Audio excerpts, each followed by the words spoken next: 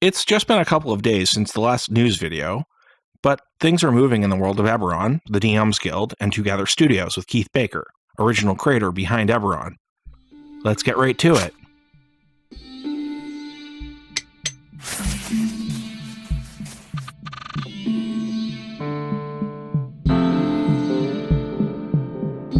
A quick recap of the last video if you missed it, which covered Eberron adjacent merchandise coming from Keith Baker and Jen Ellis's Twogether Studios, a collaboration with Hero Forge, Keith heading to PAX Unplugged 2022, and let's say pre-announcement of the new KB Presents Eberron book on the DMs Guild, which this channel surmised would be Chronicle, a compilation of Keith's online articles with cleaning up and D&D mechanics added. That book was first mentioned at last year's PAX Unplugged tabletop games convention. The Hero Forge launch of the new items went about well, with good coverage in the last video, and the ability to use and order those new items ready to go already since they launched November 17th, 2022. There was a talk/interview with Keith Baker and some of the Hero Forge team through their Discord channel on November 22nd. From that interview, we do know that the Hero Forge team does have some additional items and customizations coming, with one new one proposed in the course of that chat based on audience participation, a way to get eyeballs onto the front of the hat symbiote. As of the 22nd, both the merchandise and book have had big updates.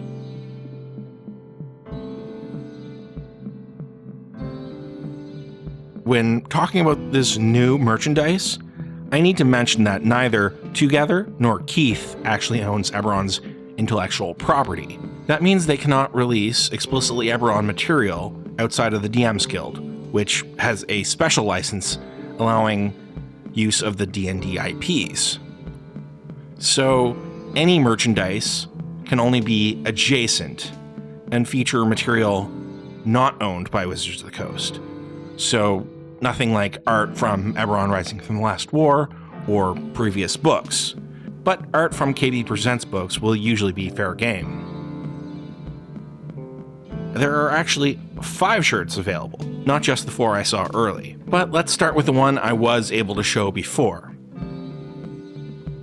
Do you come from a lineage of conquerors? Do you face death with a smile and dance in the streets of the City of Night? Then this shirt's for you.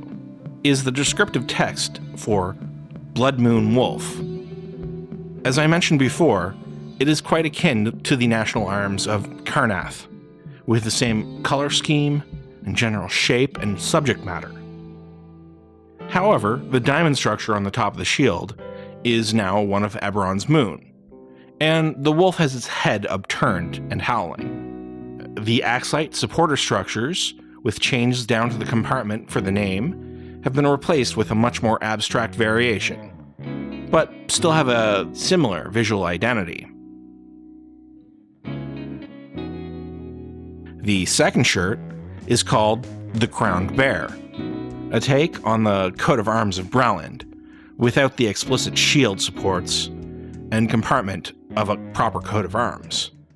Just the key symbol of Breland's monarchy, the crowned black bear on a red field. According to the sales text, are you as bold as a rail of lightning and commonly heard singing from the rooftops? Forever will the bear and crown stand upon this land I love. Yeah, we thought so. We have a shirt for you. The third shirt diverges most from the symbol it is supposed to resemble, the Dragonhawk crest. Do you dare to wear the Dragonhawk? This bold bird is sure to add the touch of magic wherever it appears. We're not saying this shirt was blessed by an archfey, but we're not saying it. The crest of Ondare has the large bird known as the Dragonhawk on it. However, the official symbology just has the head of the Dragonhawk upon the shield, with supporters and compartment. This shirt instead has the full body of the creature over some abstract arcane lines and no shield or any other coat of arms finery. The fourth shirt is and really isn't another nationality-themed shirt. Are you a light in the darkness? Will you carry the flame into dangerous places? Show your faith with this bold shirt, and no evil will stand against you. The Flame Crest shirt is a representation of the silver flame. Again, similar to, but not exactly the same as any previous Flamic symbol. But this shirt can denote your devotion either to the nation of Thrain, or to the light of the silver flame itself, when you're wearing it. Old Galifar was comprised of 5 nations, so there is a 5th shirt, the Lost Crown. The description reads, "Has your home been lost in the mists? Have no fear. This shirt will serve as a reminder of the good old days and glory yet to come." This is the only one of the shirts with 2 color options, black heather and olive, or green. This is, of course, the stolen crown of Galifar, which Ciri believes was theirs by right. It is strange to me that the Siren coat of arms, featured in Exploring Eberron for the first time, wasn't the Siren shirt of a choice, as KB Presents, or Twogether, do own the art, and it does look pretty cool, though they may have just wished to keep the 5 pieces unified, as they are all illustrated by Matthew Johnson, and they all will appear in the new book. I really like these designs. They are kind of stealth D&D / Eberron apparel. People in the know will likely recognize the symbology, but otherwise they're just kind of cool looking shirts. Plus you get to show your allegiance to your character's home nation. Each of the shirts can be purchased through togetherstudios.com in sizes from extra small to 5 extra large. And they are all $34 US, except 3XL sizes and up, which are $37 US. I'll also quickly mention a 6th tee that is available. It has the Twogether logo on it, but since that's technically not Eberron themed, I'm not covering it in detail. Hopefully more shirts will come. I'd like to see one with the Blood of Vol symbol as it appears in Exploring Eberron. And if they can figure out a non-infringing design, something for the Sovereign Host too.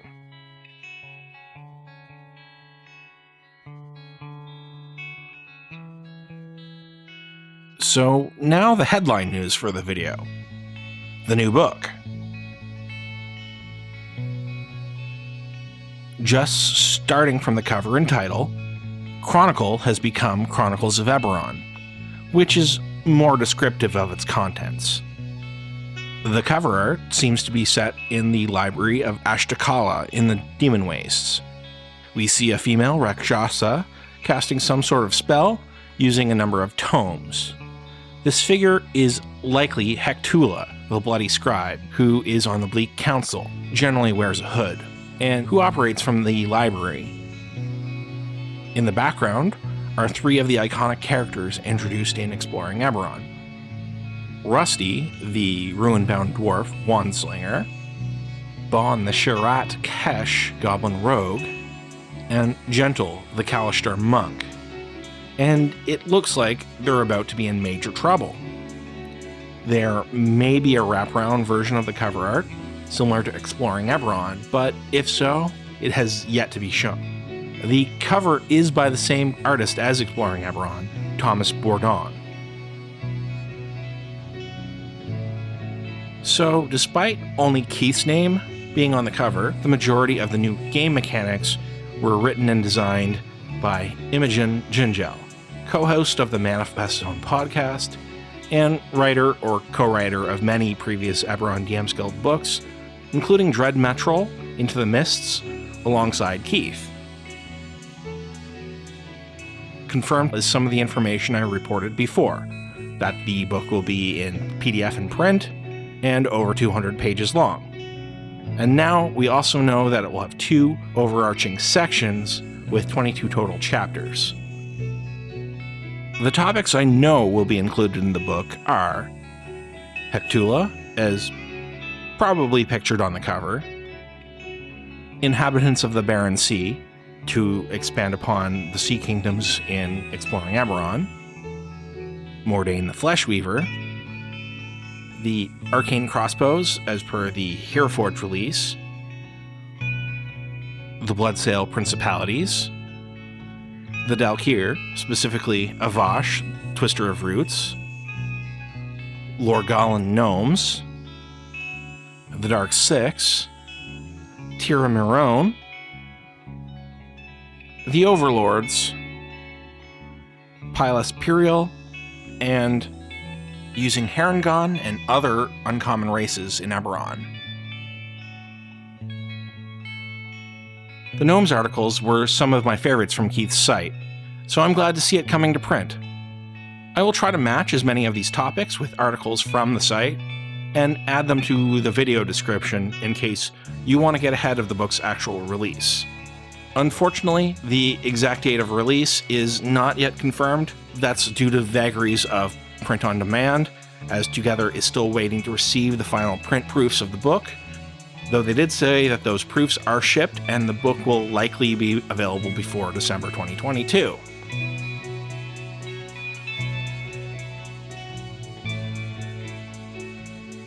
There are some other brief bits of news to cover as well. Frontiers of Eberron Threshold is still in the works and is currently expected to release at some point in 2023.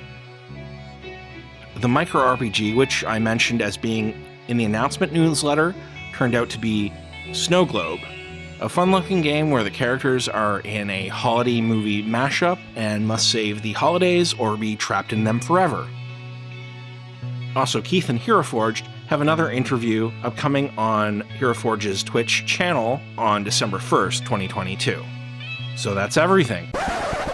Okay, when I was almost done editing together this video, Keith Baker shoved a wrench in the works with this tweet overriding a bunch of things I covered and speculated about regarding Chronicles of Eberron earlier in this video. As you can see on screen, that's the full table of contents, a list of rules elements, and even the full wraparound cover art. Well, look it over, pause it if you need to, or go to the tweet linked in the description. And now, back to our regularly scheduled outro. I mentioned that the Gnomes article is one of my favorites from keithbaker.com. Which articles are you hoping to see make the leap into print? Post it in the comments to let us know, and we can discuss it while we wait for the release to go live. Once Chronicles of Eberron is actually released, I will do a quick video rundown of its contents, but I want to hold off on a full video to cover the print product, which usually takes a while longer due to print-on-demand lag times, shipping, and all of that. I'm especially interested to look at how materials changed between the original articles and the published book. So get subscribed so you don't miss any upcoming videos. Share with your gaming group to help them get more enmeshed in Eberron and expand their characters in role-playing. Links to everything I mentioned will be in the description, including the channel's Instagram. Photos of Eberron-related miniatures go up almost every week, usually ones not featured in videos, though I do sometimes theme them to upcoming and recently published videos too.